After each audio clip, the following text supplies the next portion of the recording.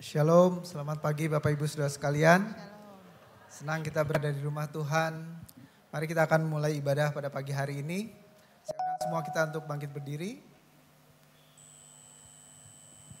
Pertolongan pada kita adalah dalam ibadah minggu yang kudus ini adalah datang daripada Allah, pencipta langit, bumi dan segala isinya.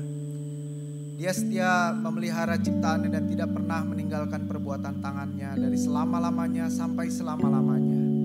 Bapa kami dalam surga, kami bersyukur pagi hari ini kami hadir di rumah Tuhan. Kami siap memuji, meninggikan, memuliakan nama Tuhan. Teristimewa kami akan mendengarkan firman Tuhan. Biarlah firman-Mu yang disampaikan nanti akan menjadi rema buat kami dan kami akan hidup tetap takut akan Tuhan dan hidup kami memuliakan nama Tuhan. Tuhan berkati setiap para pelayan Tuhan yang hari ini melayani Tuhan dan kami semua boleh bersuka cita di dalam Tuhan, penuh damai sejahtera dan sukacita di dalam Engkau. Sertai saudara-saudari kami yang belum hadir di tempat ini, tibakan di tempat ini dengan tidak kurang satu apapun.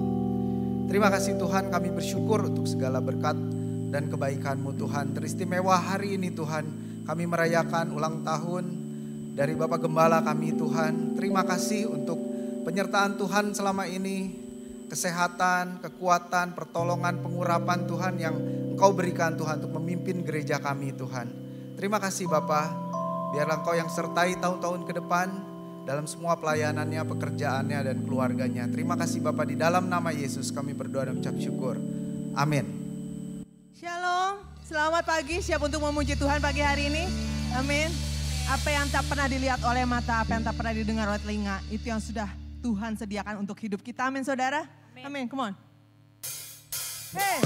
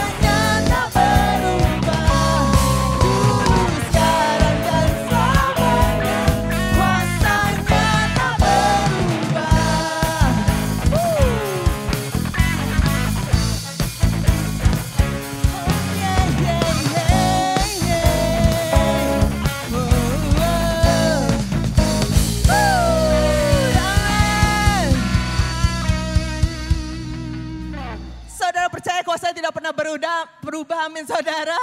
Amin.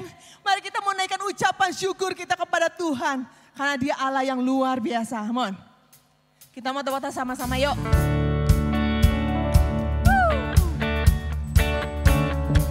Mari katakan. Ku mau tetap bersyukur. Senantiasa bersyukur. Segala yang ku alami biar kehendakmu. Amin. Ku mau tetap bersyukur. Senantiasa bersyukur. Hatiku kan bersuka. Sebab hari ini apa saudara?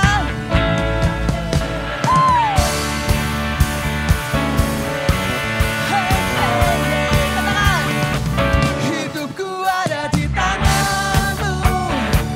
Kau beri rancangan yang terindah. Tak hanya yang baik saja yang ku terima.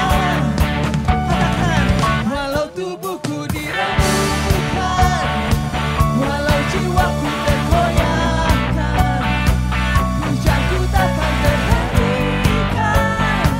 Rohmu yang memberi penghiburan. Akan kupikul salibmu. Cukuplah kasih setiamu. Ku bertahan, kau buatku teguhkan imanku. Hey, ku mau tetap bersyukur. Senantiasa bersyukur. Segala yang ku alami biar kehendakmu terjadi. Ku mau tetap bersyukur. Senantiasa dan hatiku kan bersuka. Sebab hari ini hari yang terbaik. Amin. Mari kita mau katakan dengan iman kita. Akan kupikul salibku, cukuplah kasih setiamu. Ku bertahan, kau buatku teguhkan imanku. Akan kupikul salibku, cukuplah. Amin. Ku bertahan, kau teguhkan imanku. Oh, yeah.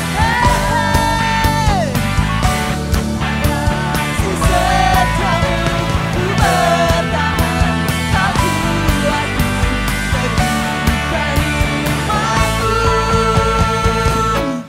Ku mau tetap bersyukur. Segala yang ku alami dan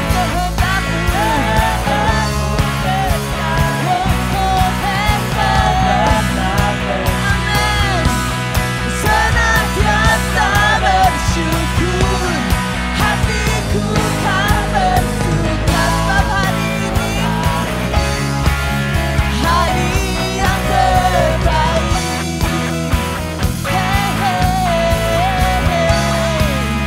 Hari yang terbaik. Sebab hari ini hari yang terbaik.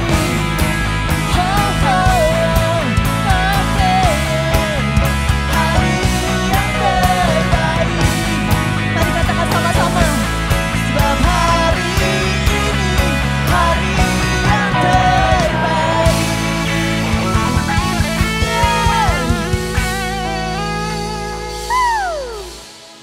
Amin. Dia Allah yang Maha tahu, amin saudara. Dia tahu masa lalu kita, dia tahu masa depan kita. Dan dia pasti tahu masa sekarang kita. Dan luar biasanya Tuhan gak pernah tinggalkan kita, amin. Dia ada juga dalam setiap musim kehidupan kita, amin.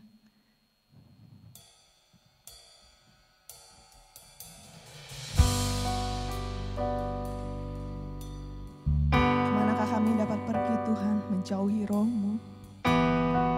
Karena Engkau gak pernah lepaskan kami. Engkau tarik kami. Engkau tuntun kami supaya kami selalu mendekat sama Engkau Tuhan. Haleluya Tuhan. Mari katakan sama-sama. Kemanakah aku dapat pergi menjauhi Roh-Mu Tuhan. Ku berlari mendaki ke langit, namun Engkau ada di sana. Aku terbang dengan sayap fajar, diam di ujung bumi, namun tangan-Mu menuntunku selalu, bawaku mendekat padamu. Engkau Tuhan Allah Maha Tahu, betapa dahsyatnya kuasa-Mu, hadirat-Mu kini penuhiku, bawaku mendekat padamu.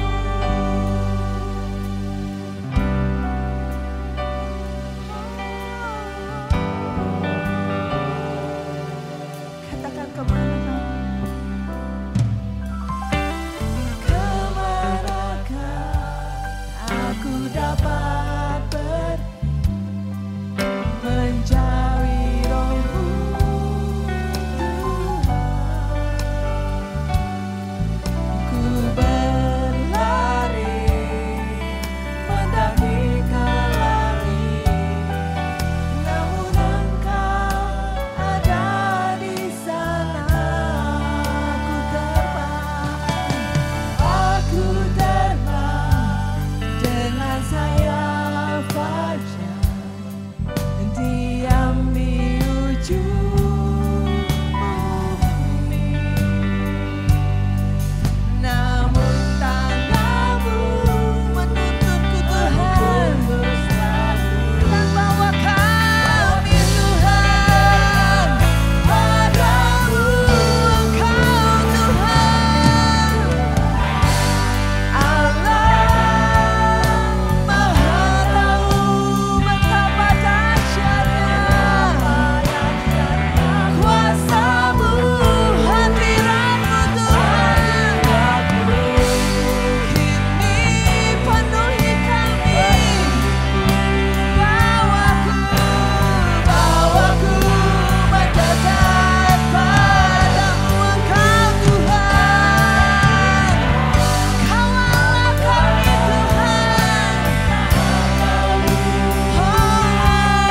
Betapa dahsyatnya kuasa-Mu dan hadirat-Mu kini penuhi kami, bawaku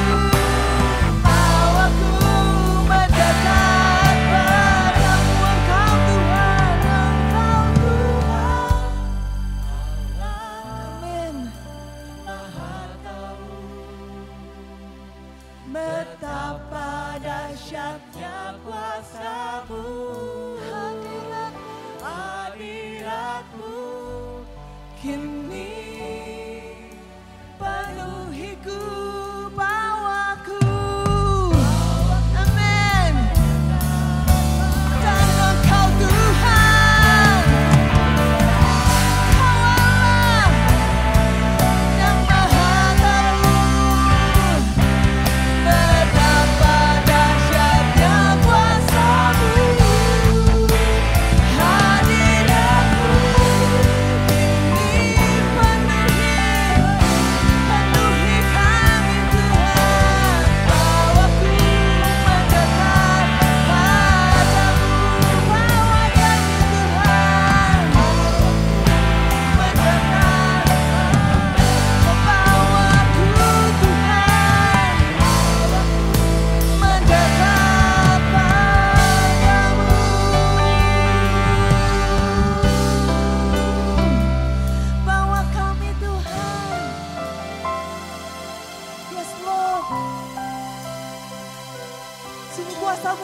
memperkuat hidup kami Tuhan.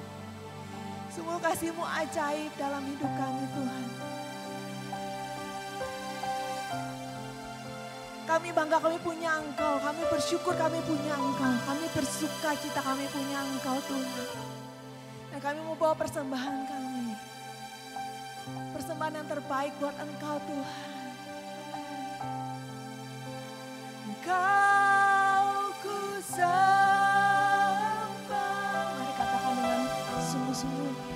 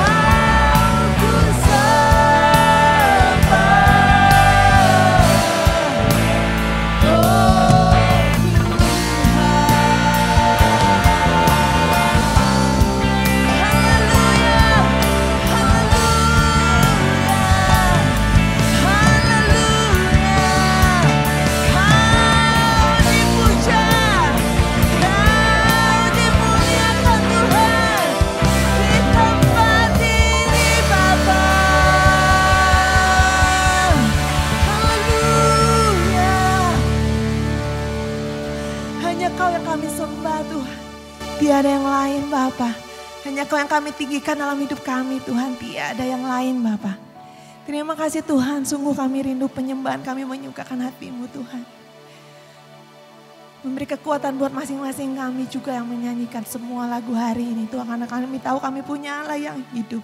Kami tahu Allah yang ada selalu di setiap sesi kehidupan kami Tuhan. Terima kasih Tuhan. Kalau sebentar kami akan memberikan persembahan. Mari Allah mau ajari kami sehingga kami bisa memberikan yang terbaik. Karena Engkau sudah terlebih dahulu memberikan yang terbaik dalam hidup kami Tuhan. Terima kasih Tuhan, kami mau serahkan semuanya ke dalam tangan-Mu.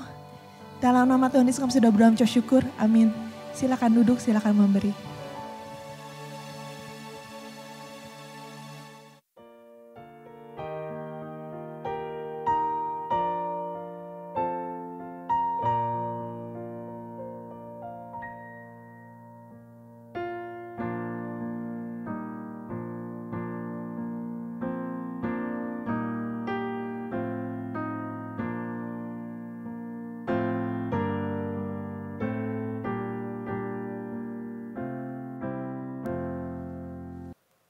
Shalom, puji Tuhan ya.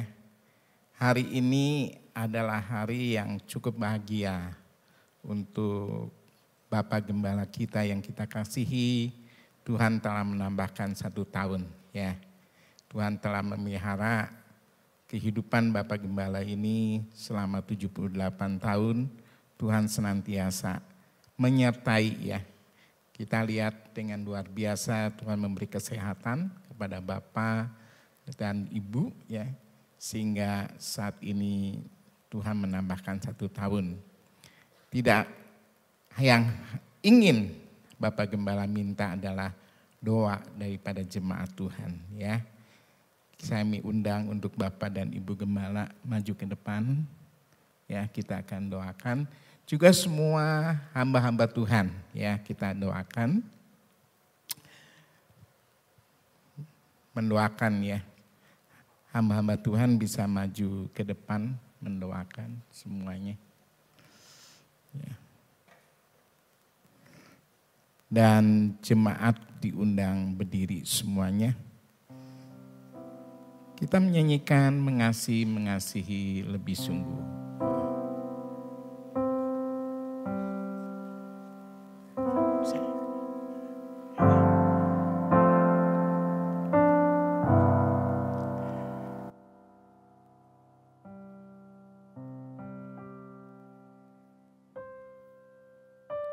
Mengasihi lebih sungguh,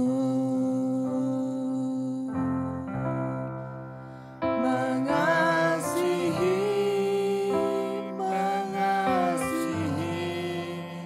lebih sungguh,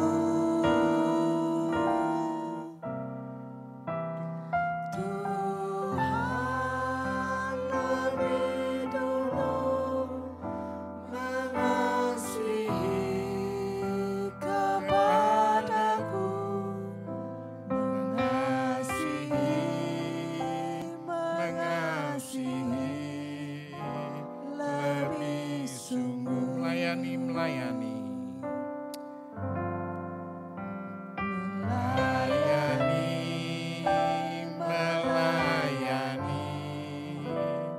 lebih sungguh,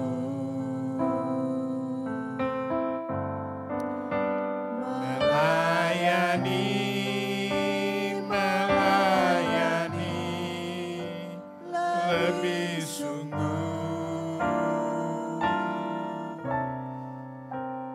Tuhan lebih dulu melayani kepadaku,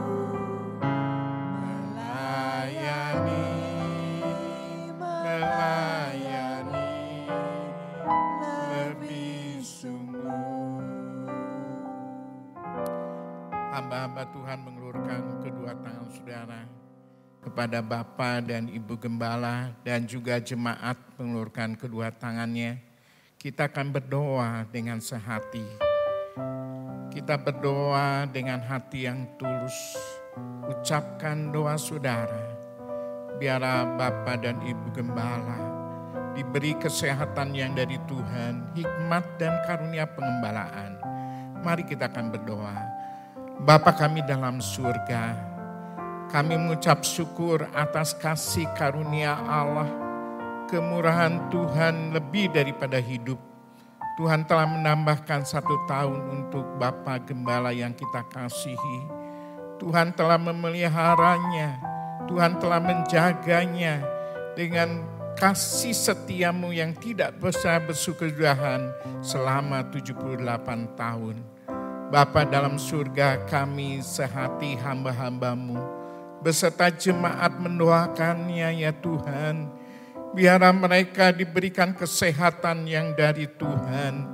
Tuhan mengurapinya ya Tuhan dari surga. Tuhan nyatakan kuat kuasa-Mu.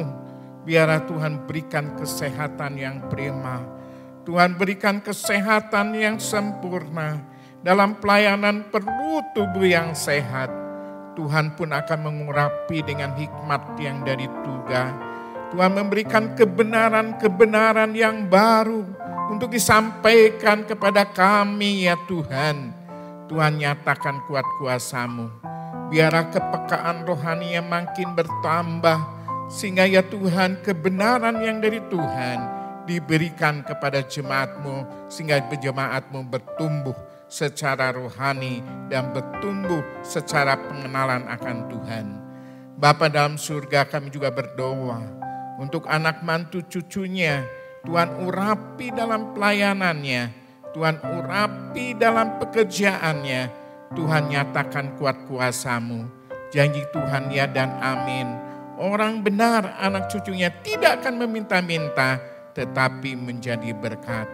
Bapa, kami mohon, biarlah karunia pengembalaan terus diurapi ya Tuhan. Biarlah Tuhan mengurapinya, sehingga ya Tuhan hari demi hari Tuhan memberikan ya Tuhan karunia-Mu, sehingga kuasa-Mu nyata. Bapa dalam surga, kami berdoa dengan sehati, nyatakan kuasa-Mu, nyatakan kebenaran-Mu dalam kehidupan Bapa dan Ibu Gembala. Kami bersyukur saat ini atas kasih dan anugerah-Mu yang luar biasa. Di dalam nama Yesus kami berdoa. Amin. Silakan jemaat duduk.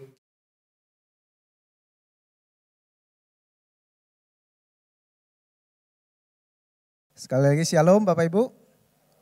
Siap mendengarkan firman Tuhan pada pagi hari ini. Mari kita akan berdoa terlebih dahulu. Bapak, kami bersyukur untuk pagi hari ini dan kami siap mendengarkan firman Tuhan. Buka hati pikiran kami, fokus kami hanya kepada firman-Mu. Dan biarlah Engkau pakai hamba-Mu Tuhan untuk dalam segala keterbatasan. Engkau urapi hamba-Mu untuk menjelaskan sesuatu yang sulit kami mengerti Tuhan. Tetapi kami percaya Tuhan akan menolong kami Tuhan. Terima kasih Bapak, kami bersyukur untuk persembahan yang sudah kami berikan. Biarlah itu menjadi alat untuk kemuliaan nama Tuhan. Segala puji, hormat, syukur, kemuliaan hanya bagi nama Tuhan Yesus. Haleluya. Amin. Bapak Ibu, pagi hari ini kita akan belajar kembali dalam seri doktrinal tentang atribut Allah. Ya, kita belajar dari minggu ke minggu tentang atribut Allah. Dan hari ini adalah minggu terakhir di bulan Oktober dari sekian rangkaian seri tentang khotbah doktrinal sifat atau atribut Allah ya. Siapa yang hadir selama 3 minggu ke belakang? Oke, iya, puji Tuhan. Mungkin kita ingat minggu pertama kita belajar mengenai Allah yang Maha Pencipta, betul ya. Kemudian minggu kedua Allah Maha Kuasa. Dan minggu lalu kita belajar tentang Allah yang Maha Tahu. Hari ini kita akan belajar atribut Allah yang keempat. Dan puncak dari semua atribut itu adalah Allah yang Maha Hadir. Allah yang Maha Hadir. Mengapa saya bilang puncak? Karena 3 atribut yang lain itu sifatnya eksternal. Allah Maha Kuasa, Allah Maha Allah Maha Pencipta, dan juga Allah Maha Tahu.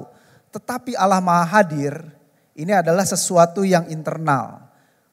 Internal karena setiap kita diberikan satu privilege kehadiran Allah. Ya.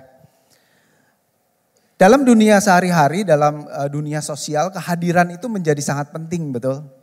Kalau kita diundang, kalau dulu masih kecil mungkin ada undangan ulang tahun begitu ya. Pasti ada notes di bawahnya, tiada kesan tanpa kehadiran Anda. Kalau kita diundang pernikahan, kita berusaha untuk datang. Duh, nggak enak kalau nggak datang. Kenapa sih kok kehadiran itu menjadi penting? Kenapa sih kehadiran itu menjadi sesuatu yang diperhitungkan ketika kita bersosialisasi, ya, ketika kita hidup di dalam masyarakat? Undangan rapat, undangan perayaan-perayaan, kehadiran itu menjadi sangat penting. Apalagi kalau kita ada teman kita, ada saudara kita yang sedang berduka. Kita hadir di rumah duka, datang di rumah duka. Kehadiran kita tidak membuat yang meninggal jadi hidup kembali kan. Tetapi kehadiran kita membuat orang yang sedang berduka itu cukup terhibur. Betul ya? Jadi di sini kehadiran itu menjadi sangat penting. Karena kehadiran merupakan wujud respek dan empati. Nah ini wajahnya kayaknya udah pada serius-serius karena ini khotbah doktrinal ya, jadi kesannya harus serius. Saya buka dulu dengan satu jokes, dengan satu cerita jokes yang recehan lah ya. Semoga lucu lah. Satu kali ada dalam satu asrama sekolah yayasan Katolik. Jadi cukup ketat ya, suster-susternya galak-galak begitu. Nah seperti biasa kalau asrama itu ada makan siang barengan. Nah kemudian ada beberapa makanan yang disajikan dalam satu prasmanan seperti itu. Kemudian murid-murid berbaris untuk mengambil makanan. Di awal dari susunan makanan ada buah apel. Nah karena logistik terbatas maka setiap siswa itu hanya boleh ngambil satu apel. Makanya susternya nulis dengan cukup jelas gitu ya. Dituliskan seperti ini, pakai bahasa Inggris di sini ya. Take only one, God is watching katanya. Ambil satu, Tuhan memperhatikan gitu kan. Udah aja. Lalu kemudian ada susunan makanan sampai pada di bagian akhir itu ada kue coklat. Kue coklat bolu yang cukup banyak. Tapi di situ nggak ada keterangan. Maka ada satu orang siswa yang jahil gitu ya. Dia tulis pakai spidol di satu kertas. Dia tulis seperti ini. Take all you want. God is watching the apples katanya. Ambil aja semau kamu. Tuhannya kan lagi ngeliatin apel. Katanya. Tadi kan kata susternya dia bilang Tuhan lagi memperhatikan apel. Saudara, Tuhan gak kayak gitu Bapak Ibu. Tuhan itu bukan yang memperhatikan satu sisi lain tidak terlihat. Dia maha kuasa, dia maha hadir. Dimanapun dia berada, dimanapun kita berada, Tuhan ada, Tuhan hadir. Ya, kehadiran Allah itu tidak terbatas dalam ruang dan waktu Bapak Ibu. Nah saya berharap khotbah pada hari ini akan mengubah cara pandang kita sebagai orang percaya tentang kehadiran Allah. Ya. Saya beri judul firman Tuhan pagi hari ini adalah The Omnipresence. Ya. Kemahadiran. Allah yang maha hadir. The Omnipresence God. Ya. Karena ini bersifat doktrinal maka kita akan lihat dari pandangan-pandangan teolog supaya kita paham secara dasar teologia. Ya. Di dalam teologia kemahadiran itu digunakan kata imensitas Allah. Ya, mungkin ini bisa dibaca, semoga tidak terlalu kecil. Apa itu imensitas Allah? Imensitas Allah adalah konsep teologis yang mengacu pada sifat Allah yang tidak terbatas oleh ruang dan waktu. Imensitas Allah berarti bahwa Allah hadir di seluruh alam semesta dan tidak ada tempat di mana Allah tidak dapat hadir. Imensitas Allah berarti meruangkan kekekalan atemporal Allah untuk itu tidak berarti sekadar bahwa Allah maha hadir dalam ruang, tetapi bahwa ia sekaligus melampaui ruang. Nah sekali lagi ini sesuatu yang sulit untuk kita bayangkan. Allah yang maha hadir itu adalah Allah yang melampaui, yang tidak dibatasi oleh ruang dan waktu. Dan juga Allah itu meruangkan dirinya ke dalam satu dimensi, tetapi dia melampaui ruang. Sulit ya kita bayangin. Saya coba pakai ilustrasi di sini ada satu stoples isinya air, ya. Lalu saya punya gelas kosong, ya. Ini bukan sulap, dibantu ya gitu ya, gayanya Pak Tarno. Saya celupkan gelas ini ke dalam stoples ini. Bapak Ibu, saya bisa bilang bahwa gelas ini berisi air, betul? Semua pasti setuju kan bahwa gelas ini berisi air. Tetapi saya juga bisa bilang bahwa gelas ini ada di dalam air. Betul apa betul? Jadi saya bilang gelas ini ada di dalam air. Gelas ini berisi air. Air ada di dalam gelas. Tetapi saya juga bisa bilang bahwa gelas ini ada di dalam air. Iya kan? Demikian juga dengan Allah. Kalau kita ibaratkan gelas ini adalah dunia, bumi, kehidupan kita, maka Allah ada di dalam gelas ini. Allah ada di dalam dunia. Tetapi dunia ini ada di dalam gelas, ada di dalam air. Ada di dalam air dalam stoples ini. Kira-kira bisa dipahami? Jadi Allah meruangkan dirinya ke dalam kehidupan kita, kehidupan manusia. Tetapi kita ada di dalam Allah. Itu yang disebut dengan imensitas Allah. Jadi mari kita belajar definisi yang pertama, kalau saya bisa lebih jabarkan mengenai pengertian ini. Yang pertama, definisi yang pertama berkata seperti ini. Allah lebih besar dari segala tempat atau ruang karena Allah menciptakan tempat atau ruang dan segala isinya. Kita semua tahu, kita semua mempercayai itu. Allah lebih besar daripada segala tempat, segala ruang. Karena Allah yang menciptakan segala-galanya. Definisi ini diperkuat dengan firman Tuhan di dalam 1 Raja-Raja 8 ayat 27. Saya mohon tampilkan. Saya akan bacakan. Kalau bisa ditampilkan lebih baik. Berbunyi seperti ini. Tetapi benarkah Allah hendak diam di atas bumi? Sesungguhnya langit, bahkan langit yang mengatasi segala langit pun tidak dapat memuat engkau. Terlebih lagi rumah yang kudirikan ini. Ini adalah doa atau pernyataan dari Raja Salomo ketika dia membawa tabut perjanjian masuk ke dalam bait Allah pada saat itu. Mentahbiskan bait Allah pada saat itu. Jadi dikatakan sesungguhnya langit, bahkan langit yang mengatasi segala langit pun tidak dapat memuat engkau. Jadi bukan artinya rumah ini adalah rumah mengkotakkan Tuhan, menempatkan Tuhan di dalam bait Allah. Bukan, karena Allah tidak terbatas. Kemudian di dalam Yeremia 23 ayat 24 dikatakan seperti ini. Yeremia 23 ayat 24 dikatakan, firman Tuhan kepada Yeremia bunyinya, dapatkah seseorang menyembunyikan diri di tempat persembunyian sehingga aku tidak melihat dia? Demikianlah firman Tuhan, bukankah aku memenuhi langit dan bumi? Demikianlah firman Tuhan. Jadi kita bisa lihat bahwa kemanapun kita berada, kemanapun kita pergi, dimanapun kita berada, Allah selalu ada. Tidak ada satu tempat pun yang Allah tidak ada. Tidak ada satu tempat pun yang kita bisa bersembunyi dari hadapan Tuhan. Tuhan akan melihat kita dimanapun kita berada. Kita lanjutkan dalam definisi yang kedua. Definisi yang kedua dikatakan seperti ini. Next. Definisi yang kedua. Allah tidak bisa tidak ada di satu tempat. Jadi Allah ada di mana-mana. Dan Allah tidak bisa tidak ada di satu tempat. Tidak ada satu tempat pun yang tidak dihadiri oleh Allah. Tadi kita nyanyi ya lagu Kemanakah Aku Dapat Pergi Menjauhi Rohmu Tuhan. Itu adalah lagu dari Mazmur yang ditulis oleh Raja Daud. Dia menyadari benar bahwa kemanapun aku pergi, aku mendaki ke langit, bahkan aku menaruh tempat tidurku di dunia orang mati, di situ pun engkau ada. Jadi Allah ada dimanapun kita berada. Tidak ada satu tempat pun yang tidak ada. Saudara, kosmonot Soviet ya, Yuri Gagarin atau tahun berapa dia bilang, dia adalah orang yang astronot pertama yang ke ruang angkasa. Walaupun dia bukan orang pertama yang menjejakkan kakinya di bulan.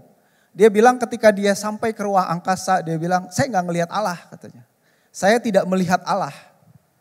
Kan dia sedikit menyindir kepercayaan orang Kristen ketika Yesus naik ke surga. Ya kita tahu peristiwa Yesus naik ke surga itu kan naik ke awan-awan dan tidak terlihat lagi. Lalu dia bilang saya udah naik ke awan dan saya gak lihat tuh ada Tuhan di situ. Saudara, kepicikan manusia seringkali menutup pikiran secara akal sehat.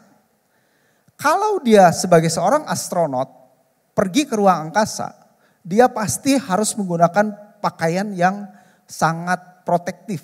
Karena kita tahu di ruang angkasa tidak ada oksigen. Kita tahu di ruang angkasa tidak ada perlindungan seperti kita ada di bumi.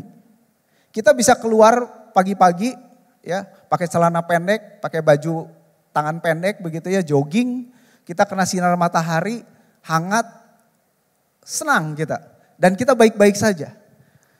Itu luar biasa supporting system yang dilakukan oleh bumi Bapak Ibu. Kalau dia seorang astronot yang paham mengenai sains benar-benar, harusnya dia paham bahwa tidak mungkin bumi ini diciptakan tanpa support system yang cukup untuk manusia. Karena ketika seseorang keluar dari bumi, keluar dari sistem bumi, di luar sana orang nggak bisa hidup. Ya, di ruang angkasa satu tidak ada oksigen. Kedua, tidak ada perlindungan dari sinar matahari. Saudara, saya suka sekali sains. Jadi kalau ilmu-ilmu yang seperti itu saya senang pelajari. Bahwa matahari itu sinarnya itu mengandung zat radioaktif. Dia partikel-partikel radioaktif. Dan manusia terpapar sinar matahari tanpa covering dari atmosfer bumi. Sebetulnya bumi itu luar biasa Bapak Ibu. Kenapa kita tidak mati kena sinar matahari? Karena bumi adalah magnet. Dan ini bukan satu kebetulan. Tidak semua planet adalah magnet. Dan magnet ini adalah satu garis-garis gaya magnet yang pancaran partikel radioaktif ini disapu oleh magnet. Garis-garis gaya magnet ini. Makanya kita tahu kalau di kutub utara ada namanya aurora. Ya. Aurora itu sebetulnya adalah benturan antara partikel-partikel matahari yang berbenturan dengan medan magnet bumi. Makanya jadi berwarna. Jadi seperti pelangi seperti itu. Itu tuh benar-benar supportingnya luar biasa. Jadi kalau dia tahu tidak mungkin ini semua suatu kebetulan. Bagaimana mungkin bumi ini sebagai satu magnet. Bagaimana mungkin bumi ini mengandung oksigen yang cukup untuk manusia. Bagaimana bumi ini memiliki iklim yang cukup untuk kehidupan manusia. Ada air, ada tanah untuk bisa tumbuh-tumbuhan dan sebagainya. Kalau dia sebagai seorang yang berpikir, dia akan bisa meyakini bahwa ketika dia naik ke ruang angkasa, dia harusnya bisa melihat benar Allah itu ada. Karena tidak mungkin manusia bisa hidup di ruang angkasa, tetapi kok manusia bisa hidup di muka bumi.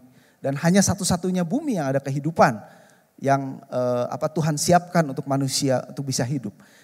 Sesuatu yang luar biasa Bapak Ibu, kalau kita menyadari kemahahadiran Allah. Yang ketiga, definisi yang ketiga, Allah ada di mana-mana pada saat bersamaan secara utuh dan bukan sebagian.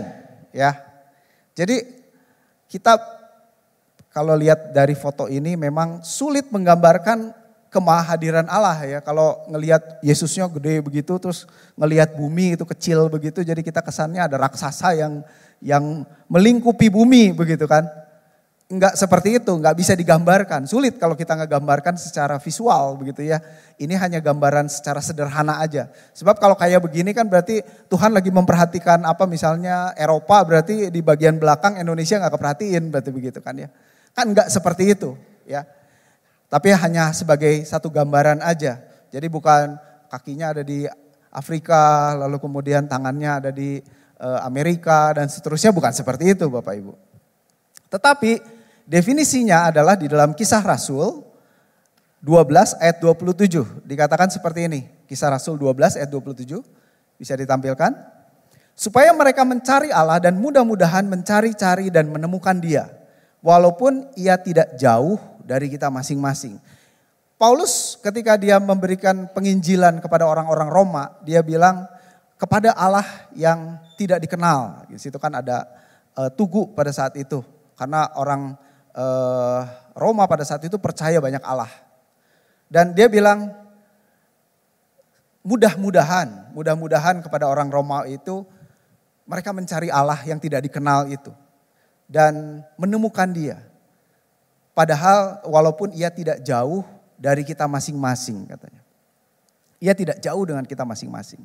Saudara, seringkali kita suka dikasih tahu ya, Allah sejauh doa gitu ya. Allah itu dekat dengan kita. Allah itu tidak jauh dengan kita. Allah itu bersama dengan kita. Allah itu berada bersama, dekat dengan kita. Nah, seringkali kita tidak menyadari, kita tidak memahami hal ini. Mungkin doktrinalnya yang saya bagikan pada pagi hari ini kita semua sudah tahu. Kita semua sudah pernah dengar begitu. Ayatnya pun mungkin kita hafal. Tapi implikasinya apa sih? Implikasi teologisnya buat hidup kita itu apa? Mari kita lihat apa yang Tuhan nyatakan di dalam Matius 28 ayat 20. Ini ayat yang sangat terkenal ya. Dan ajarlah mereka melakukan segala sesuatu yang telah kuperintahkan kepadamu. Ketahuilah aku menyertai kamu senantiasa sampai akhir zaman. Jadi ini istilah yang kita kenal Immanuel. Allah ada bersama dengan kita, Allah ada di tengah-tengah kita. Allah tidak terbatas oleh ruang dan waktu. Yang berarti dia selalu hadir bersama kita kapanpun dan dimanapun kita berada. Dikatakan aku menyertai kamu senantiasa. Senantiasa itu selalu, selamanya, kapan saja. Mari kita coba renungkan kata-kata ini. Allah menyertai kita senantiasa. Saudara, kalau seorang narapidana akan dipindahkan dari satu lapas ke lapas lain, apalagi kalau dia melewati udara ya, maksudnya harus pakai pesawat. Maka yang dilakukan oleh petugas itu adalah memborgol narapidana tersebut, betul? Nah, uniknya borgolnya bukan 2 tangan begini, bukan. Tetapi 1 tangan diborgol, 1 tangan diborgol lagi ke petugas. Jadi kemanapun si narapidana ini pergi, dia nempel sama petugasnya. Ya kan? Jadi dia tidak bisa kemana-mana karena ada petugas yang selalu bersama dengan dia. Kalaupun dia mau ke WC, petugasnya ikutan ke WC. Ya saya dengar ini dari kisahnya Pak Yusuf Roni, ya Pendeta Yusuf Roni, ketika dia dianggap subversif ya, ketika masa-masa awal ketika dia pertobatan. Dia bilang, saya ke WC aja, ke WC di pesawat, itu si penjaganya ikutan. 1 kaki masuk ke dalam WC, 1 kaki di luar katanya. Jadi dia sulit ya, kita tahu WC pesawat kecil banget gitu. Tapi sebegitunya. Lalu ketika dia duduk, terus dia merenung gitu ya. Tuhan bilang, itulah Immanuel. Itulah Allah beserta dengan kita. Seolah-olah seperti kita diborgol, kita tuh nempel terus sama Tuhan. So kita bisa bayangkan Allah beserta dengan kita senantiasa sampai kepada akhir zaman. Semoga kita merasakan bahwa Allah itu ada di sebelah kita. Allah itu ada bersama dengan kita. Allah itu hadir di sini. Allah itu bersama-sama dengan kita. Amin Bapak Ibu. Semoga firman Tuhan yang mungkin sulit kita bayangkan, tetapi ini membuka pemikiran kita bahwa ya Allah itu bersama dengan kita. Ada orang bilang, oh kalau gitu berarti kalau Allah bersama dengan kita, berarti di neraka ada Allah dong ya. Betul ya? Pertanyaan nyeleneh yang suka ditanyakan, berarti Allah tuh ada di neraka dong. Begitu. Nah saya jawab, betul. Allah ada di neraka karena tidak ada satu tempat pun yang tidak ada Allah. Makanya ketika perumpamaan tentang Lazarus kan pada saat itu juga diceritakan ada Allah. Begitu. Nah tetapi, nah ini yang penting yang kita perlu pelajari bahwa kehadiran Allah di neraka tidak bersifat relasional, tidak bersifat perjanjian, tidak bersifat covenant. Nah kita mulai belajar di sini bahwa ada kehadiran Allah yang bersifat lokal, artinya kehadiran Allah karena imensitas Allah tadi, dan kehadiran Allah sebagai pribadi yang memiliki covenant, memiliki perjanjian, memiliki relasi dengan kita. Makanya firman Tuhan kan ada ya di dalam Matius 18 ayat 20. Sebab di mana 2 atau 3 orang berkumpul dalam namaku, di situ aku ada di tengah-tengah mereka. Emangnya kalau kita tidak 2-3 orang berkumpul dalam namaku, apakah Tuhan tidak ada di situ? Ada. Tetapi sifat covenant ini dipertegas. Ketika 2 atau 3 orang berkumpul dalam namaku, di situ aku ada. Dan berelasi dengan orang yang menyebut namaku tadi. Jadi ketika kita belum membuka ibadah pada pagi hari ini gitu ya, Allah sudah ada. Tetapi ketika kita mengundang dia, itu ada satu koneksi, ada satu relasi. Di sini yang membedakan. Jadi kalau orang nanya, oh berarti Allah ada di neraka, betul. Tetapi Allah tidak berelasi. Allah tidak memiliki perjanjian, Allah tidak memiliki covenant. Karena kalau kita sering gunakan kata-kata hadirat Allah gitu ya. Hadirat Allah itu berhubungan dengan relasi tadi.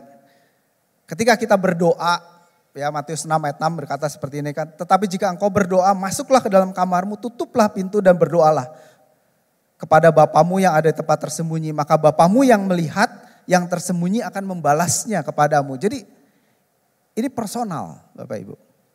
Maka saya bilang bahwa ini adalah sesuatu yang internal buat kita. Ketika kita berdoa, Allah hadir bersama dengan kita. Allah hadir untuk kita pribadi satu demi satu. Bukan artinya hanya di gereja saja, tidak. Dimanapun kita berada, kita mengundang Allah, Dia hadir.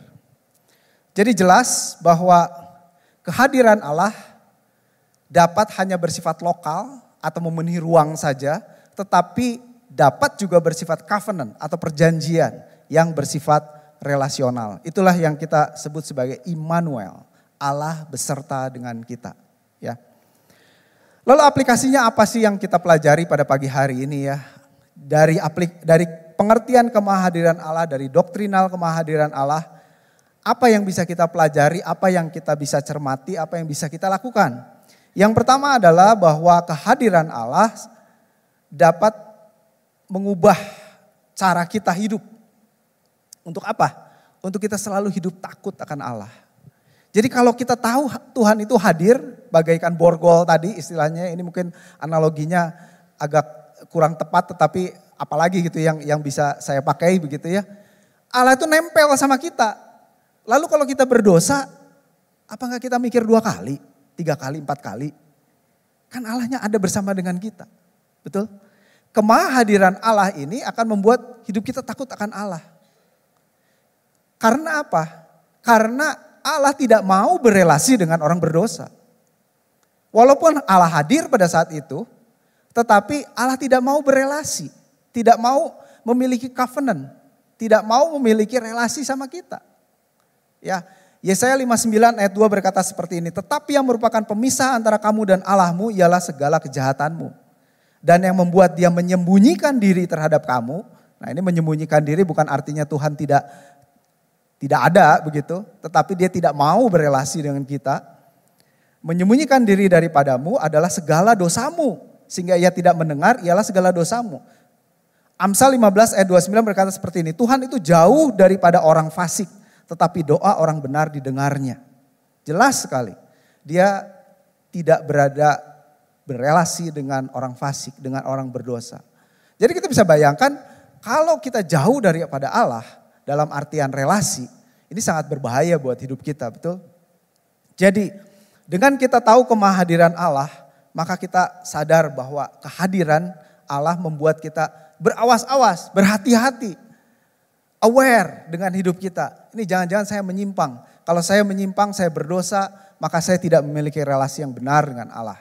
Yang kedua, aplikasi yang kedua adalah kehadiran Allah memberi kekuatan dan keberanian dalam menghadapi tantangan hidup, Bapak Ibu. Kita sadar, kita tahu ada Immanuel. Dia senantiasa beserta dengan kita. Kata senantiasa itu artinya selalu. Always, all the time, 24 jam, 24 garis 7 gitu ya, garis miring 7. Mungkin kita aja bisa tidur, tapi Allah tidak pernah tertidur atas hidup kita. Amin. Kehadiran Allah memberi kekuatan dan keberanian dalam menghadapi tantangan hidup. Saya banyak ayat pada pagi hari ini karena memang dasarnya harus firman Tuhan yang namanya doktrinal ya. Yesaya 41 ayat 10 berkata seperti ini, jangan takut sebab aku menyertai engkau. Jangan bimbang sebab aku ini Allahmu. Aku akan meneguhkan bahkan akan menolong engkau. Aku akan memegang engkau dengan tangan kananku yang membawa kemenangan. Ya, bahasa Alkitab itu seringkali seperti itu ya, dengan tangan kananku yang membawa kemenangan, begitu ya. Bukan berarti cuma tangannya doang, begitu ya. Kita harus ngerti juga yang namanya bahasa majas ya, itu namanya majas pars prototo ya. Jadi kalau misalkan Ibu Telma memasak 10 ekor ayam, bukan ekornya doang kan ya. 10 ayam, 10 utuh. Jadi ketika Allah bilang dengan tangan kananku, itu artinya Allah seluruhnya menolong kita. Allah seluruhnya membela kita. Luar biasa. Yang Tuhan janjikan kepada kita orang percaya. Yesaya 40 ayat 29 berkata dia memberi kekuatan kepada yang lelah dan menambah semangat kepada orang yang tidak berdaya. Allah itu sangat, saya baru mengerti satu hal ya, mungkin buat orang tidak terlalu meaning ya, tetapi buat saya ketika saya merenungkan kemahadiran Allah ini, poin yang ketiga ini buat saya sangat berkesan. Allah hadir menjadi sahabat dalam suka dan duka. Saudara, saya terngiang-ngiang lagu sekolah minggu waktu nyiapin ini. Mungkin yang sekolah minggu tahu ya, lagunya kayak gini. Di kanan kau ada, gitu ya. Di kiri kau ada, di atas dan di bawah kau ada. Nah, bagian ini yang menarik. Di suka kau ada, di dukaku kau ada, karena engkau Yesusku. Salah ya? Enggak, sekolah minggu saya soalnya. Tapi saya sering dengar lagu itu gitu. Saudara, di kanan kau ada, di kiri kau ada, di atas kau ada, di bawah kau ada. Di suka kau ada, dan terlebih di dukaku kau ada. Kalau kita baca perjanjian lama, sering kali kita punya anggapan bahwa Allah itu kejam gitu ya. Allah itu bukan Allah yang empati begitu kan ya. Tangan ganti tangan, gigi ganti gigi. Ya mungkin firman Tuhan ini udah sering dengar ya. Kita perlu belajar bahwa kenapa hal itu dituliskan. Karena memang balik lagi bangsa Israel itu 400 tahun ada di tanah menjadi budak. Budak itu gak bisa dihimbau, gak bisa dikasih kata-kata yang sifatnya logik. Tapi harus perintah keras. Makanya mata ganti mata, gigi ganti gigi itu satu kalimat-kalimat yang tegas supaya kamu jangan melakukan itu. Begitu. Kalau kamu sekali-kali melakukan itu maka kamu pasti mati. Nah itu kan satu ketegasan kalimat di perjanjian lama yang sering kita baca. Karena siapa pembacanya? Pembacanya adalah para budak. Orang Israel itu 400 tahun menjadi budak di Mesir. Maka mereka harus pakai kata-kata yang keras. Tetapi kalau kita baca di Alkitab, ada begitu banyak kisah di mana Allah itu sangat empati luar biasa. Saudara, empati yang Allah lakukan itu di perjanjian lama itu luar biasa. Salah satunya ketika Elia mau dikejar oleh Isabel. Allah bisa begitu empati dengan memberikan Elia istirahat, dikasih roti bakar begitu ya, dikasih minum supaya dia terhibur. Dan yang menarik adalah satu kali kita tahu peristiwanya adalah ketika Hagar diusir oleh Sarah ya. Hagar seorang budak dan kodratnya memang wajar saja yang namanya tuannya itu mengusir dia. Kita tahu budak itu udah gak ada artinya gitu zaman itu. Ketika Hagar diusir oleh Sarah, dia tidak tahu pergi kemana. Dia pergi ke padang gurun. Dalam kondisi yang tidak tahu dia harus lari kemana. Dan di perut hamil Ismail. Dan peristiwa yang kita tahu adalah Allah datang kepada Hagar. Allah menghibur Hagar dalam kondisi yang carut marut begitu ya, yang dia tidak tahu, nggak ada tujuan. Allah berempati sama Hagar pada saat itu. Bahkan yang lebih menarik, Hagar berkata di dalam ayatnya saya lupa, tapi di situ dikatakan seperti Kejadian 16 ayat 13. Kemudian Hagar menamakan Tuhan yang telah berfirman kepadanya itu dengan sebutan engkaulah El Roi katanya. El Roi yang artinya di sini kulihat dia yang telah melihat aku katanya. Dan kalau saya baca di dalam bahasa aslinya kata melihat di sini menggunakan kata panim. Panim itu melihat wajah. Saudara, manusia nggak bisa lihat Tuhan. Dikatakan manusia melihat Tuhan itu mati. Orang menutup mukanya kalau ngelihat Tuhan. Tetapi El Roi, Hagar seorang budak, Allah begitu simpati, Allah begitu empati pada Hagar yang diusir pada saat itu. Dia katakan engkau akan kujadikan anakmu dan seterusnya akan jadi bangsa yang besar. Padahal secara logika kita tahu ya sekarang ya, kalau kita ngomongin keturunannya itu adalah bangsa Arab yang menentang kekristenan dan sebagainya. Tetapi kita lihat empati Allah luar biasa dan dia mau menunjukkan wajahnya kepada Hagar. Satu empati yang luar biasa. Saudara, ada satu peristiwa yang sangat membuat saya tercelikan begitu ya. Saya mau kita coba lihat di dalam Yohanes 11 ayat 32 sampai 35. Mohon ditampilkan Yohanes 11 ayat 32 sampai 35. Oke. Setibanya Maria di tempat Yesus berada dan melihat dia, sujudlah ia di depan kakinya dan berkata kepadanya, Tuhan, sekiranya engkau ada di sini, saudaraku pasti tidak mati. Ini peristiwa ketika Lazarus meninggal ya. Ketika Yesus melihat Maria menangis dan juga orang-orang Yahudi yang datang bersama-sama dia, maka sedihlah hatinya. Ia sangat terharu dan berkata, di manakah kamu baringkan dia? Jawab mereka, Tuhan, marilah dan lihatlah. Lalu menangislah Yesus. Saudara, satu peristiwa yang dituliskan dengan jelas bahwa Yesus menangis. Ya. Yesus penuh dengan kasih, Yesus penuh dengan empati. Saya membayangkan seperti ini ya, kan kita tahu peristiwanya selanjutnya kan bangkit, begitu kan ya, dibangkitkan kan ya dari kubur. Tapi Yesus itu datang dan Marta menangis karena saudaranya meninggal. Lalu Yesus Maha Kuasa, ya kita tahu bahwa peristiwa berikutnya juga kan dia membangkitkan, membuat mujizat. Saya juga membayangkan gini ya, kalau saya sebagai dokter bedah gitu misalnya, saya sebagai dokter bedah, lalu kemudian ada pasien datang sakit usus buntu, sakit banget gitu ya, sakit gitu. Terus datang minta dioperasi.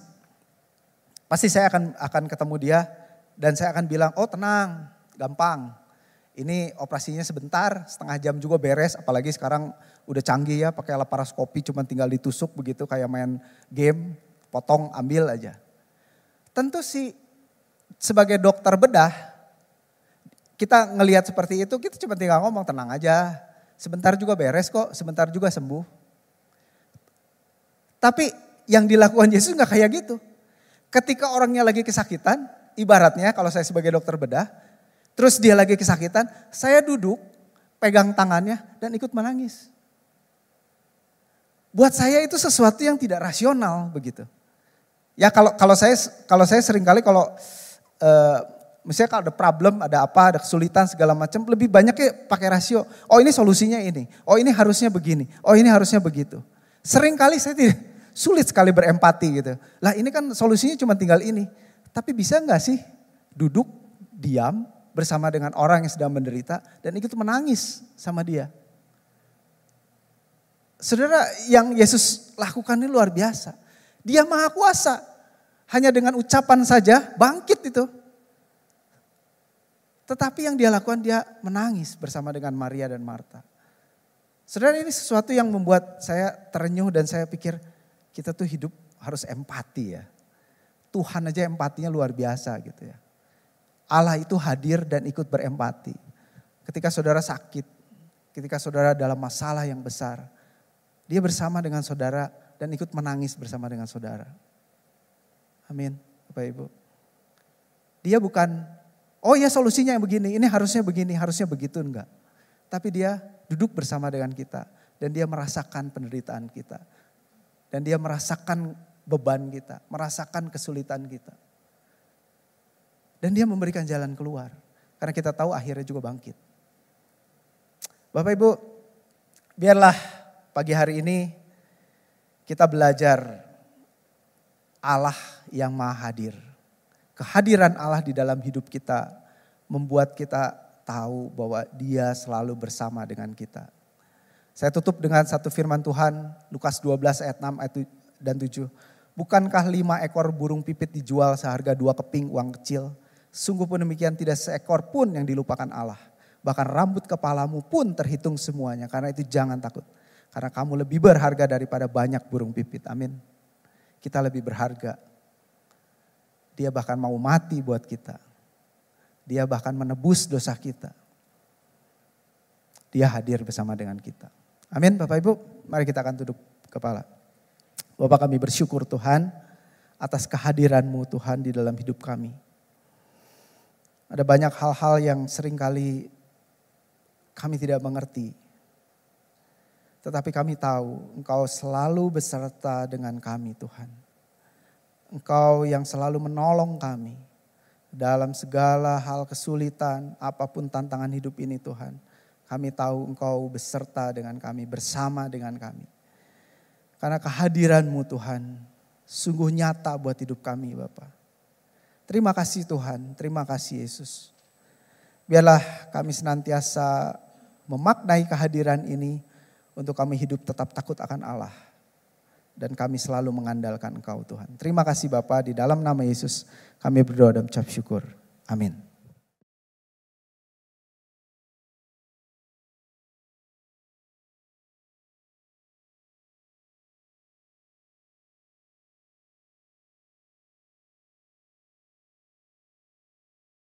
Ya baik saudara, kita akan lanjutkan dengan perjamuan kudus.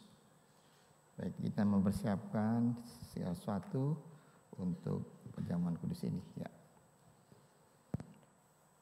Sebelumnya kita makan dan minum bersama-sama.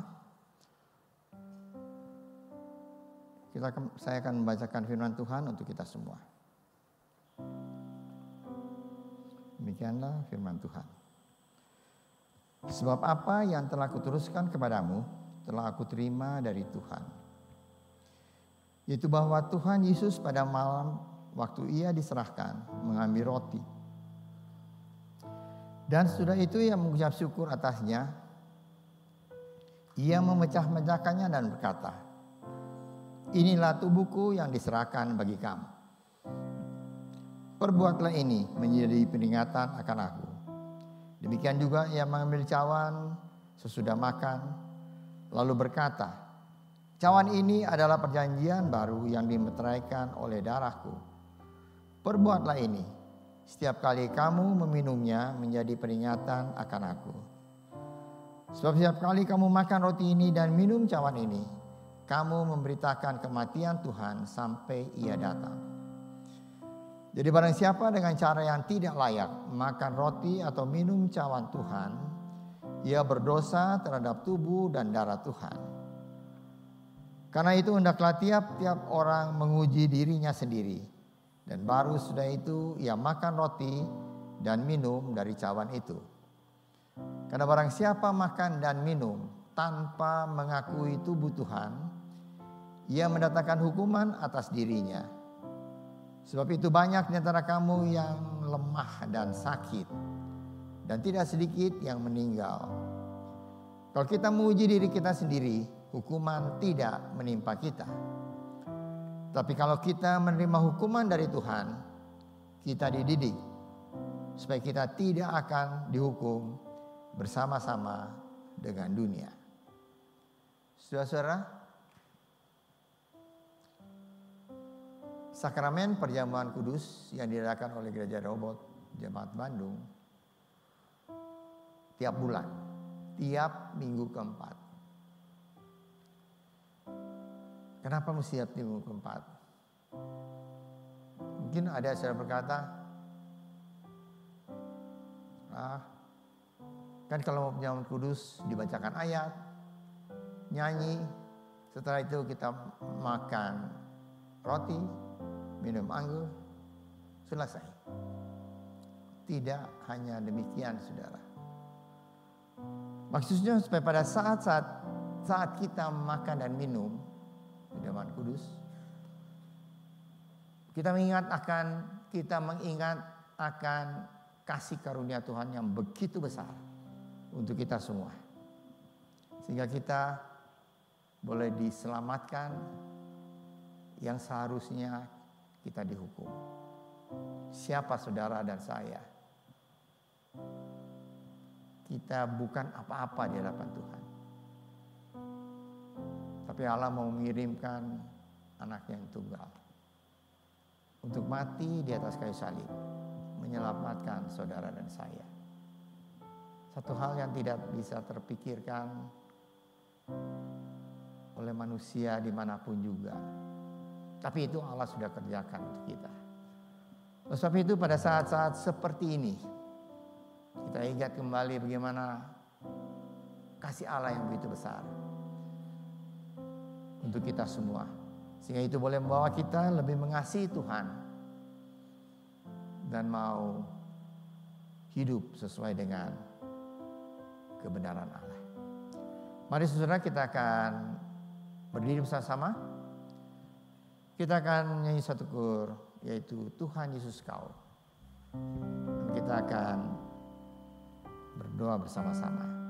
Tuhan Yesus Kau, dengan cintanya mati karena dosaku,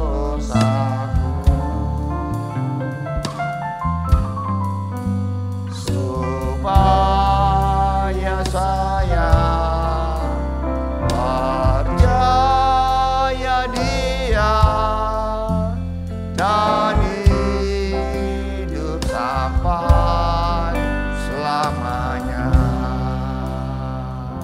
Mari kita berdoa. Bapa kami dalam surga, terima kasih Tuhan. Hati kami penuh dengan ucapan syukur. Kalau Kamu memberikan kesempatan bagi kami kembali. Pada hari ini kami boleh menerima sakramen perjamuan kudus. Kami boleh mengingat kembali akan kasih Tuhan yang begitu besar yang kami terima. Kami sebagai manusia yang tidak sempurna, yang tidak ada apa-apanya di hadapan Tuhan, yang semestinya kami dihukum dalam penghukuman yang kekal, tapi kami boleh diselamatkan di dalam Tuhan. Terima kasih Tuhan. Kami boleh mengucap syukur atas berkat Tuhan, penebusan Kristus dalam kehidupan kami. Makasih kalau pada hari ini kami ada bersama-sama dalam satu ibadah untuk menerima sakramen perjamuan kudus. Terima kasih Tuhan. Kami boleh Tuhan menjadi anak Tuhan yang bukan hanya menerima keselamatan dari Tuhan, tapi kami juga membagi berkat itu pada orang lain yang belum mengenal Tuhan, supaya mereka juga boleh diselamatkan. Terima kasih Bapa. Kuduskan kami, layakkan kami untuk kami menerima sakramen ini, sehingga ini boleh menjadi berkat bagi kami semua. Dalam nama Tuhan Yesus Kristus kami sudah berdoa dan mengucap syukur. Amin. Mari saudara, kita angkat roti yang ada di tangan kanan saudara, lebih tinggi dari hidup saudara. Roti adalah lambang dari tubuh Tuhan Yesus yang dipecah-pecahkan untuk kita semua. Tubuh Tuhan Yesus hancur di kayu salib. Ia menderita, ia dicemeti, dipukul, diludahi. Semua dia terima karena dia amat mengasihi saudara dan saya. Yesus yang tidak mengenal dosa telah dibuatnya menjadi dosa karena kita, supaya di dalam Tuhan Yesus kita dibenarkan oleh Allah, diselamatkan dan memperoleh hidup yang kekal. Dan oleh bilur-bilurnya segala penyakit kita telah disembuhkan.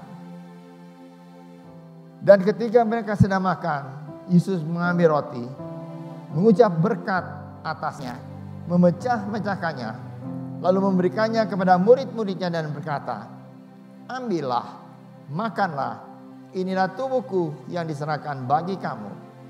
Perbuatlah ini menjadi peringatan akan aku."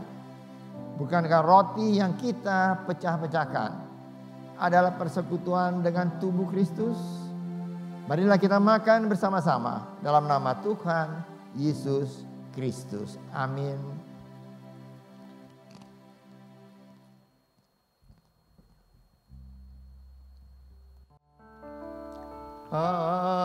Salibnya, salibnya, selamanya mulia.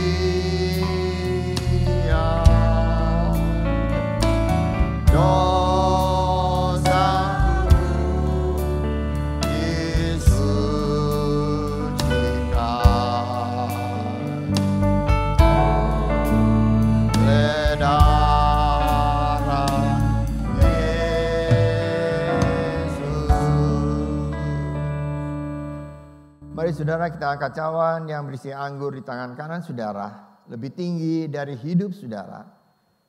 Cawan anggur ini adalah lambang darah Yesus yang tercurah untuk menyucikan segala dosa kita. Bagaimanapun besar, berat dan hitamnya dosa kita, darah Yesus Kristus menyucikan kita dari segala dosa. Dan jika kita mengaku dosa kita, maka Ia adalah setia dan adil dan akan mengampuni segala dosa kita dan menyucikan kita dari segala kejahatan. Kita dibenarkan, kita dikuduskan dalam Kristus dan diangkat menjadi anak-Nya. Sesudah makan, Ia mengambil cawan, mengucap syukur, lalu memberikan kepada mereka dan berkata, "Cawan ini adalah perjanjian baru yang dimeteraikan oleh darahku. Minumlah kamu semua, sebab inilah darahku, darah perjanjian yang ditumpahkan bagi banyak orang untuk pengampunan dosa. Perbuatlah ini setiap kali kamu meminumnya menjadi peringatan akan aku." Bukankah cawan pengucapan syukur yang atasnya kita ucapkan syukur adalah persekutuan dengan darah Kristus? Marilah kita minum bersama-sama dalam nama Tuhan Yesus Kristus. Amin.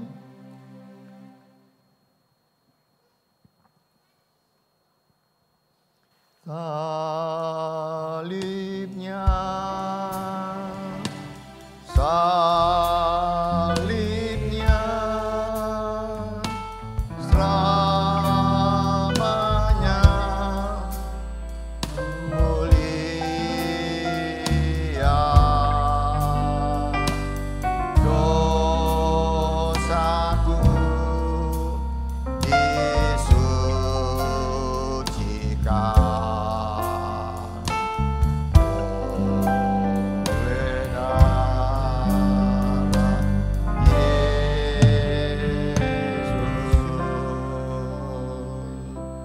Mari saudara kita berdoa. Tidak ada mulut yang tertutup. Kita mengucap syukur atas berkat Tuhan bagi kami semua. Buat kita semua. Yang kita boleh diselamatkan dalam Tuhan. Mari kita berdoa. Bapa kami dalam surga, terima kasih Tuhan untuk berkat Tuhan bagi kami semua. Kami boleh menerima keselamatan di dalam Tuhan. Dan Kau sudah mati di kayu salib untuk menebus dosa-dosa kami semua. Terima kasih Tuhan. Kami yang seharusnya dihukum dalam penghukuman yang kekal, tapi kami boleh Tuhan mendapat keselamatan dan hidup yang kekal di dalam Tuhan. Anugerah Tuhan begitu besar dalam kehidupan kami. Terima kasih Bapa. Roti dan anggur sudah kami makan dan minum, dan sekarang sudah bersatu dalam tubuh kami. Dan kami percaya kalau kami datang dengan sakit penyakit apapun juga, kami pulang sudah disembuhkan oleh Tuhan. Kalau kami datang dengan hati yang sedih, kami pulang sudah dihibur oleh Tuhan. Kalau kami datang dengan tubuh yang lemah oleh sebab apapun juga, kami pulang dengan tubuh yang sudah dikuatkan oleh Tuhan. Terima kasih Bapa untuk berkat Tuhan bagi kami semua. Kami percaya ini sekarang jadi orang yang percaya, orang yang diselamatkan, orang yang dikuduskan, dan kelak akan menerima kemuliaan yang sempurna di dalam Tuhan. Terima kasih Bapa. Dalam nama Tuhan Yesus Kristus, kami sudah berdoa dan mengucap syukur. Amin. Silakan duduk saudara. Saudara yang dikasihi oleh Tuhan, pada hari ini saya mengucap syukur pada Tuhan karena Tuhan sudah memberikan berkat-Nya yang berlimpah. Dan tepat hari ini Tuhan tambahkan umur saya 1 tahun lagi sehingga menjadi 78 tahun di Tuhan. Ini semua tentu bukan lantaran saya bisa menjaga diri atau saya minum vitamin atau apapun juga. Tapi saya yakin ini semua bisa terjadi. Dan saya bersyukur pada Tuhan bahwa saya ada dalam satu keluarga besar Gereja Rehoboth yang begitu mengasihi saya, mendoakan baik untuk saya pribadi, kami berdua, keluarga, seluruh keluarga, hingga kami boleh sampai saat ini boleh tetap melayani Tuhan dengan berkat Tuhan. Jadi dari tempat ini saya mengucapkan banyak terima kasih untuk doa-doa dari saudara-saudara semua. Untuk ucapan selamat tadi pagi, subuh-subuh juga sudah ada yang telepon untuk ucapan selamat dan mendoakan. Puji Tuhan, saya yakin itu semua boleh menjadi kekuatan bagi saya dan kami berdua dalam melayani Tuhan. Juga mengucapkan banyak terima kasih untuk tanda kasih dari saudara-saudara semua yang sudah berikan.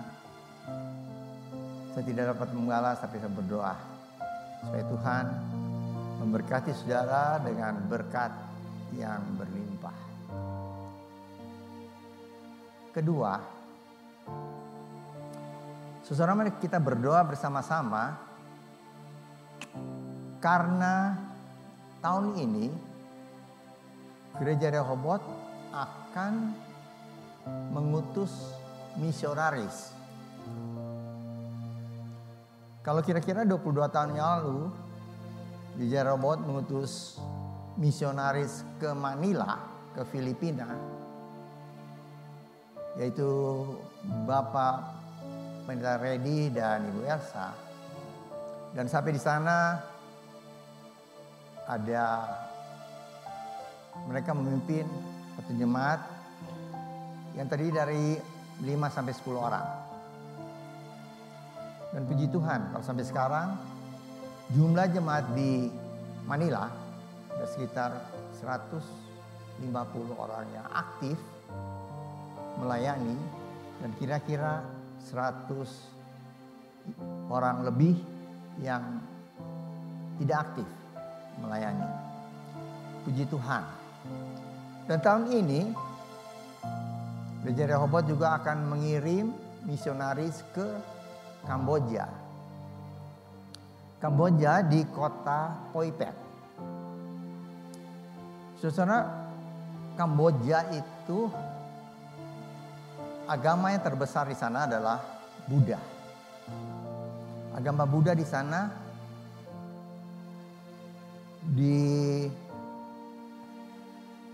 ada kira-kira 98% sampai 90%, 99% semua beragama Buddha. Muslim 0,3%, Kristen 0,2%. Kenapa kok, saudara tanya, kok kenapa di kota Pol Pot? Kenapa bukan di Phnom Penh? Karena Phnom Penh itu adalah ibu kota dari Kamboja. Kenapa kok di Pol Pot? Karena saudara sudah disurvei bahwa WNI orang Indonesia paling banyak itu di Pol Pot. Ada kira-kira 3 juta orang. Dan 3 juta orang itu di Kamboja. Dan 2.250.000 orang itu ada di Pol Pot. Dan di sana baru ada satu gereja Oikumene.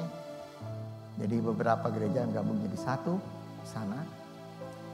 Dan puji Tuhan, Bapak Pendeta Reddy sudah survei ke sana dan mendapat satu tempat untuk beribadah. Dan kita berdoakan supaya bulan November ini sudah mulai akan diadakan kebaktian pertama di kota Pol Pot. Yang akan ke sana itu adalah Bapak Pendeta Heberius dan Ibu Pendeta Dorcas. Mereka berdua dari Jakarta. Kita doakan supaya mereka boleh tiba berangkat ke Kamboja, ke Pol Pot melalui Manila. Karena di Manila mereka akan diberikan masukan-masukan oleh Bapak Pendeta Reddy yang sudah ke sana terlebih dahulu, sehingga mereka boleh mempersiapkan diri untuk pelayanan di Kamboja. Kita berdoa supaya Gereja Rehoboth bisa ada di mancanegara, karena itu memang amanat agung yang Tuhan berikan buat kita semua. Terima kasih untuk perhatian saudara. Mari kita akan tutup ibadah kita dengan doa. Kita akan berdiri bersama-sama, kita akan masuk dalam doa. Mari kita berdoa. Bapa kami dalam surga, terima kasih Tuhan untuk berkat Tuhan bagi kami semua. Terima kasih kami dapat menyelesaikan kebaktian pada hari ini. Bapak sudah memimpin pujian, penyembahan, firman Tuhan yang sudah disampaikan. Dan juga sakramen perjamuan kudus yang sudah kami terima. Terima kasih Tuhan untuk berkat Tuhan untuk kami semua.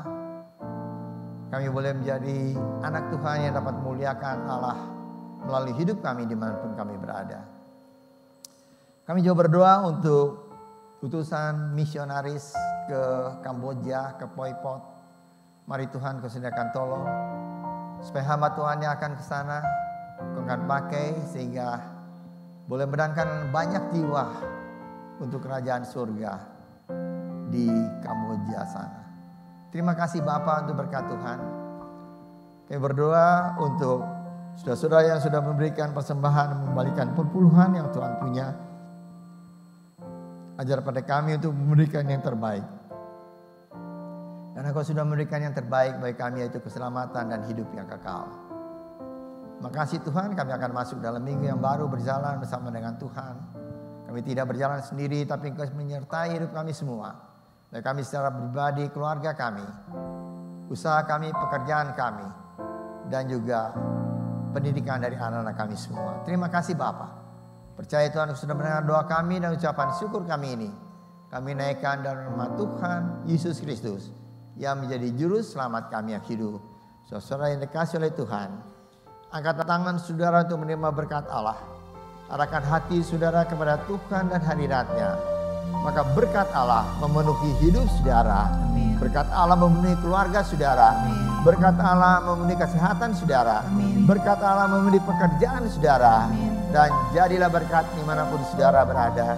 Saudara terimalah berkat dari Allah Bapa, kasih karunia dan damai sejahtera dari Tuhan Yesus Kristus dan persekutuan Allah Roh Kudus menyertai saudara sekalian. Mulai hari ini sehingga Maranatha, Tuhan Yesus datang kembali. Amin. Bapa